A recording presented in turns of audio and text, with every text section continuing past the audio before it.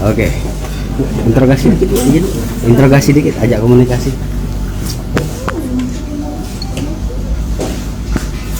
Pak, nah, bisa ditanya dah? Bisa kan? Bisa jawab kan? Direncanakan sejak kapan?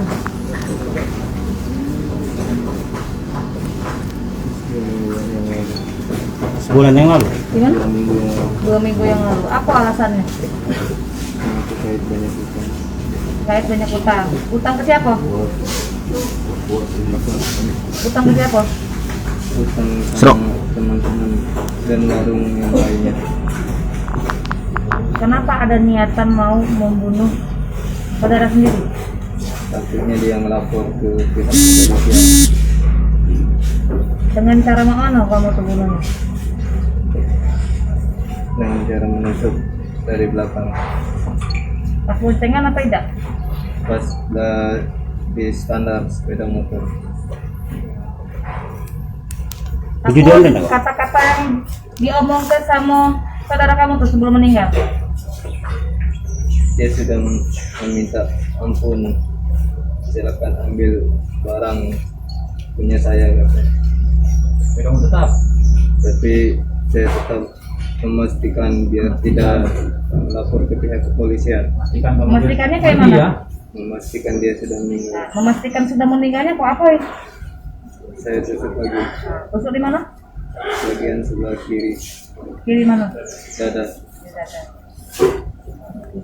Utang berapa juta utang kau, Sandi?